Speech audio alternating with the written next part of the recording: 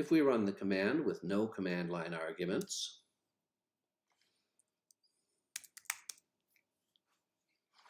it starts to process the command line. The while statement finds there's nothing to work on. Dollar number is already 0. So it simply jumps to the end and says it's processed it because there was nothing to do, and that our debug variable is still at its default setting of no. If we run it with the help option, which is a recognized pattern, it should tell us the command line help and exit, which it does. Notice that since we exited, it didn't tell us processed all arguments or what the debug variable was set to, because those things are no longer relevant. If we give the command for help by doing --help, it should work exactly the same way. That was simply another pattern to match. And indeed it does. If we run the command with the -d option, it should set the debug variable to yes and continue on with whatever else might be in the script. And indeed it does. And of course it still prints our statement about what's left on the command line to process. Needless to say, there's nothing terribly interesting left. We only gave it one thing, and by the time it shifted, that thing was now gone. If we were to give it 2 things, it would go ahead and do those things, and we would see something more interesting in our shift output. But of course, it doesn't make much sense to ask for 2 things when one of them is help, because the help option will make it quit right away. Normally, you will process all of the command line options by saving any settings or data that you were given on the command line in variables, and at the end of the command processing loop, take action on whatever was set. It is not usually a great idea to take action in the middle of the loop because you don't know what order the user gave the command line in, and you'd like them to be able to enter it in any order they choose. So if we were to go ahead and clean up our command now by removing all the verbose statements, we could trim this down considerably by not telling them when we're processing the command line.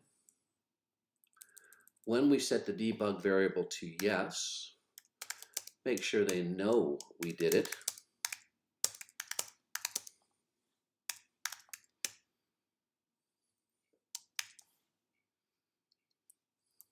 Don't tell them when we're shifting, just do it. Don't tell them the results of the shift, because it's going to get processed anyway. Don't tell them we're done processing.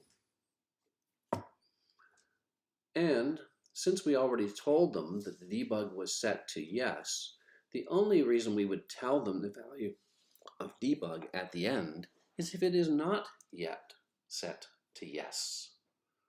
So for that, we would need to test the value of it. It's typical after processing the command line to test the value of variables because they now contain whatever was put onto the command line.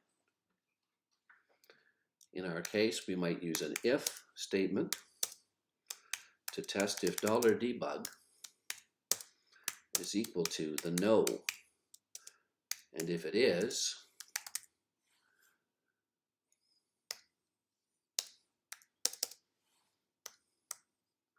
we don't need to tell them what it's set to.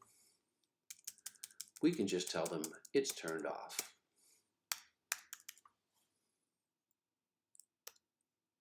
We don't even have to tell them that it's in a variable.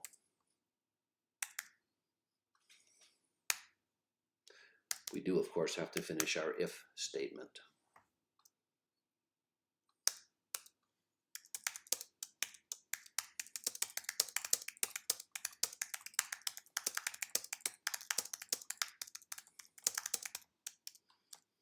And we'll put in a placeholder for whatever else this script was supposed to go do if it were a real script. So with all of our debugging and help information taken out of there, we can now go ahead and run command args with no options, and it'll just tell us it's not going to do debugging, it's going to go and do whatever the script is supposed to. And if we were to give it the help option, it would give us help and exit. And if we give it the debug option, it will turn on debug and go do whatever it has to do. As I'm sure you've already decided, there are many different ways to write that loop, to test those options, and to add other things in. The only thing that we haven't put in that is almost always put in is what to do if the user puts something on the command line that we weren't expecting. Let's go ahead and put a default case in there after our known cases.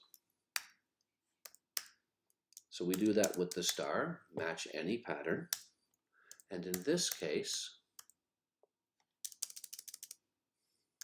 we want to give the user an error message. We wish to tell them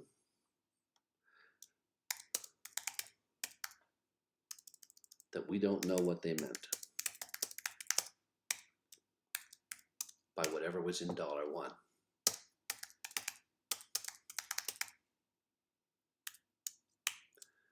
And that we're going to quit. If we said we're going to quit, that is exactly what we should do. And this is the end of our command list for the default case. The echo command to print the error message should actually be sent to the standard error device, not normal output, because it is an error. And since we're exiting with a failure, we couldn't do what they asked because we didn't understand it. Our exit command should exit with a non-zero status. So another script running ours can tell if our script failed. Sending our output to the standard error device is done with a redirect to file descriptor 2, which is standard error. Exiting with a non-zero status means putting some number that is not 0 after the exit, so that it exits with that status number. That is now a fairly complete picture of how to process a typical command line.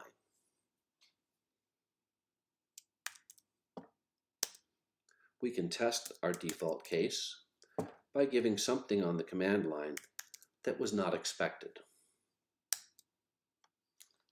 And indeed it exited, just like it was supposed to.